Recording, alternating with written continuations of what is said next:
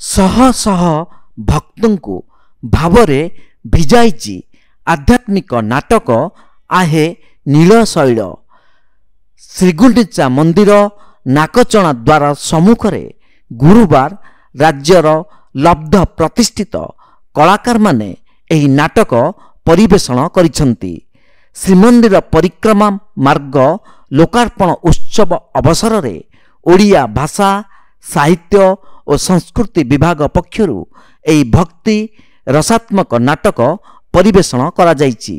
शंकर त्रिपाठी एवं डॉक्टर प्रतिमा होता एही नाटक रचना करिथिबा बेले लाला बीरेन्द्र राय निर्देशना दैछंती। नाटक को महाप्रभु श्री जगन्नाथ को समर्पित करा जाइछि। गजपति रामचंद्र देव भूमिकार अभिनेता लॉरेंस एवं महारानी भूमिकार अभिनेत्री सोफिया आलम अभिनय करथिले। तक्की खां भूमिकार प्रकाश जेना रेजिया भावे श्रद्धा पाणिग्राही एवं सरदेई भावे मनीषा रथ अभिनय करथिले। प्राय 80 जन कलाकार अंशग्रहण करथिले। एही नाटक को देखि श्रद्धालु माने और भक्त माने आत्मविभोर होई पड़िछंती। मो नाम प्रकाश आहिनीर शैल मु तक्की खान कार्य करछि। आ पुरी रे हमर प्रोग्राम हबो बोली गोटे स्वप्न थिला। ए प्रोग्राम शरदा वाली रे पुनी जगन्नाथ रथ जोठी रहे सेठी प्रोग्राम होईछि। मु खाली एतिकी कहिबी मो अभिनय जीवन रे मोर आठु बड़ जिनस मोर दरकार नै कि दरकार नथिला, कि ये जो जिनस मते भगवान देले जगन्नाथ को गाड़ी देवार जो सत्साहस जगन्नाथ मो भितर पुरैले भक्ति भाव सह मु कहूछि मो जीवन धन्य हो गला। मु एठी माने निजको स्टेज रे जगन्नाथ मंदिर आगे रोलटा देखिबार और एति कहबी आहिनीर शैल आम इतिहास को आम सम्मुख को आनी। हिंदू धर्म उपर केते प्रहार होईछि, जगन्नाथ उपर केते टर्चर करा जाईछि, सब दिन आम शिक्षा को पाइलु।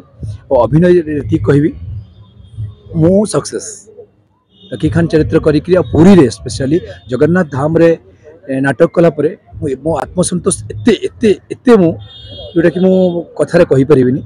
समस्त पुरीवासी को सारा ओडिशावासी को धन्यवाद जणेबी। एति कहबी जय जगन्नाथ जहा होछि तारी पे। एठी जे कहउछ ना मु चरित्र एमित करछि केही एठी किछि रोल करनथि, मु किछि तक्की खान करनी। सेठी गला परे स्वतंत्र पावर काम करे एटा मु फील करछि। भगवान करन से जगन्नाथ को दहि दे कहउछि मु जोटा न कहिया करिया कथा माने न कहि परिया कथा सेटा गोटे पावर होछि कहि पारुछि। केवल जगन्नाथ कृपा कि मानु कि न मानु मु सेटा उपलब्धि करछि। नमस्कार, मु लॉरेंस मु आहिनीर शैल रे गजपति रामचंद्र देव भूमिका रे अभिनय करुछि। एटा होछि मो पई सौभाग्यर कथा, बहुत बड़ सौभाग्य मोर।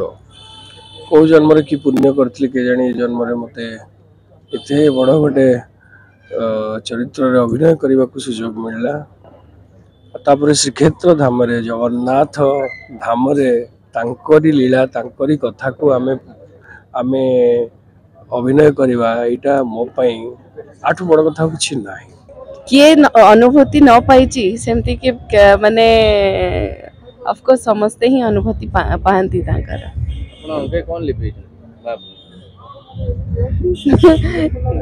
कहवा सीटा बहुत कष्ट अंगे निभेचु आमे।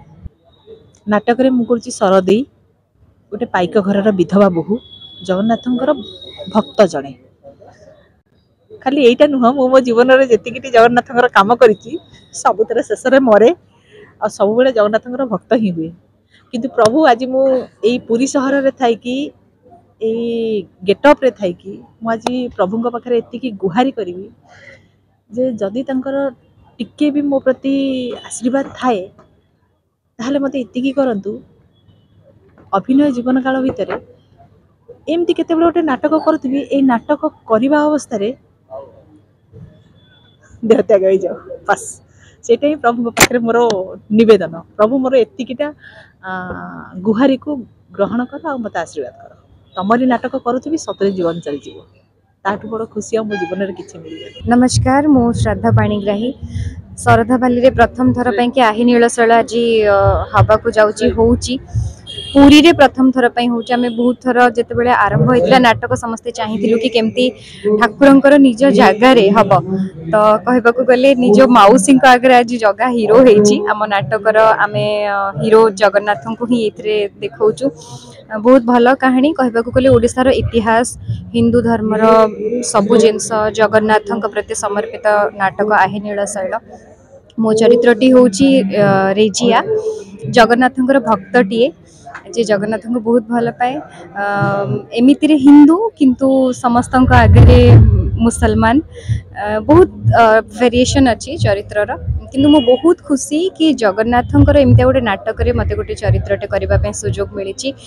आज नाटक पुरी एते जन आछंती देखिबा पई ओपन स्टेज एते लोकंकर माने जो खुशी जिते बेले भी किछ गोटे सीन आसुची से जो जय जगन्नाथ ध्वनि पूरी रे मते बहुत ही खुशी लगुच बहुत गर्व अनुभव होची जे लोक माने एबे भी आम इतिहास को आमर परंपरा को आम संस्कृति को आम जगन्नाथ को एते भल पाते और विश्वास करते बोली।